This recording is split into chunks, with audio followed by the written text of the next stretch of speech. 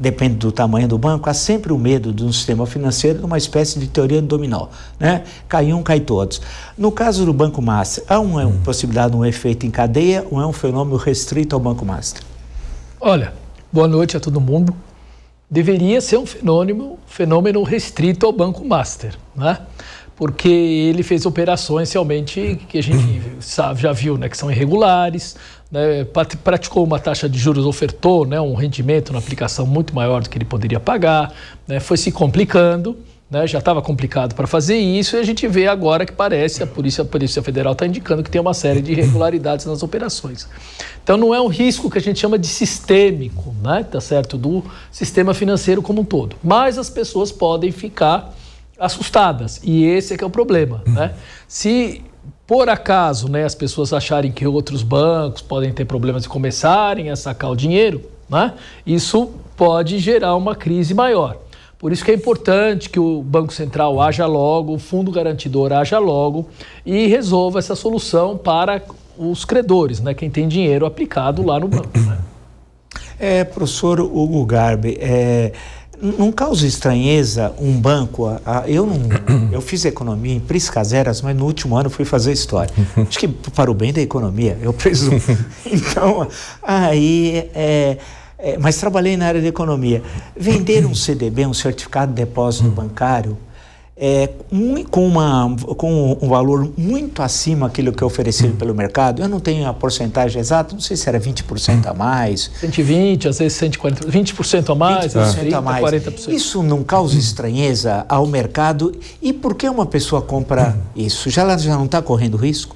De fato, causa muita estranheza, né? Porque o mercado ele é ajustado por oferta e demanda, ou seja, o senhor que fez economia, primeiro semestre de economia, a gente começa a entender as leis da oferta e da demanda, ou seja, quando um banco, né, dinheiro também existe a lei da oferta e da demanda. Então, quando um banco oferta uma remuneração, uma taxa de juros muito acima do mercado, ela está sinalizando para o mercado que ela precisa desse capital. Que ela, teoricamente, quando dentro de uma disciplina de economia monetária, quando o banco começa a dar sinalizações de que ele está mal das pernas, é quando ele começa a colocar títulos com remuneração acima do mercado. E a gente tem, infelizmente, no Brasil, uma grande parte da população que financeiramente, eu acho isso um fator que a gente precisa corrigir em termos de educação. A educação financeira no Brasil ainda é muito precária. Então as pessoas aplicam, grande parte mesmo por desconhecimento dessa estratégia do mercado financeiro, alguns por ganância, ou seja, vai que dá, né? Vou deixar ali 6 meses, vai que não quebra o banco e eu tenho uma boa remuneração. Alguns até conhecem, né? Mas de fato o banco já estava mal das pernas, né? Já estava se enrolando, emitindo títulos até 30%, 40% CDI acima da remuneração média no Brasil. E de fato era sabido que em algum momento isso ia acontecer, o banco ia ser liquidado, né?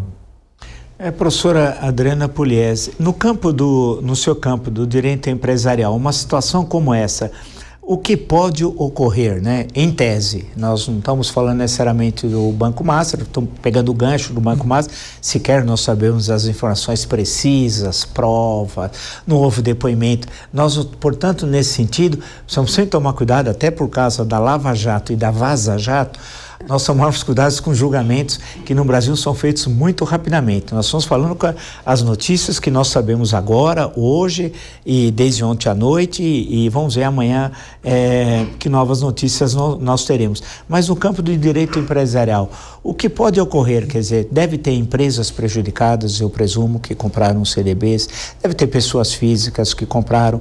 É bom lembrar que o número de pessoas em números absolutos deve ser pequeno, né? É bom lembrar que metade da população brasileira ganha sequer um salário mínimo. Então, nós somos só 215 milhões. Então, você começa a tirar, e você vai chegar a um número em 100 mil, 80 mil pessoas que estão envolvidas nessa situação para o bem ou para o mal. Aí eu pergunto à senhora, como é que fica essa questão no campo do direito? Porque será que a legislação brasileira é muito frouxa? Eu entendo que a legislação brasileira, em particular do sistema financeiro, é uma legislação muito consistente. O nosso órgão regulador tem uma atuação efetiva, eficiente, mas nós estamos dentro de um ambiente de mercado, e é isso que o direito comercial estuda, né? Como os agentes econômicos se comportam nesse ambiente de mercado. Então, nós temos essa parcela de agentes econômicos, que são as instituições financeiras, e que tem períodos que entram em crise. Nós estamos aqui lidando potencialmente com uma situação que não é de crise, mas de uma crise resultante de uma possível fraude. É essa a sinalização que a Polícia Federal está dando. Então, o sistema financeiro tem agora um regramento próprio.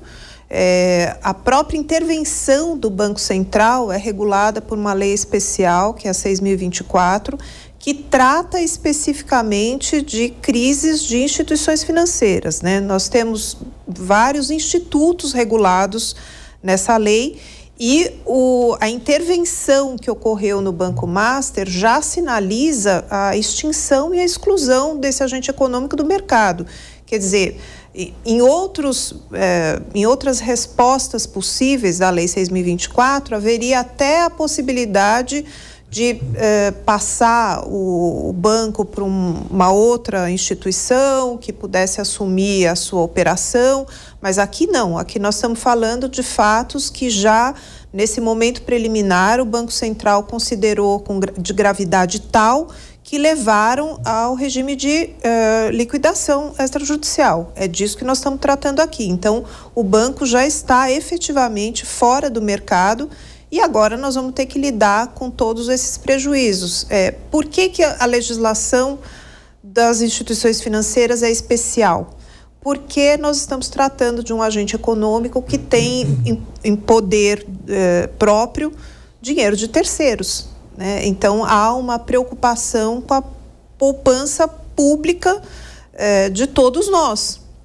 Então, nós temos aí desde 94 um sistema que é o do Fundo Garantidor, como o senhor muito bem disse, que é uma associação privada cujos recursos são depositados por bancos associados e vai servir, eu não gosto muito de usar a expressão seguro, mas vai servir como um colchão para aquele poupador, pequeno poupador, porque o valor é até R$250 mil por CPF.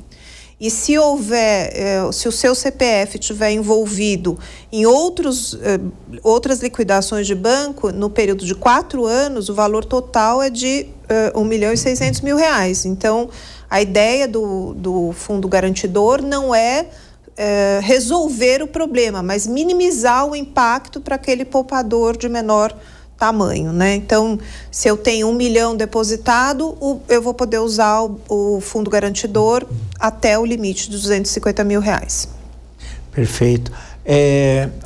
Professora Nelson Marconi, o Banco Master, eu acompanho pelos jornais, né? Já há algum tempo, eu não sou o Léo Dias,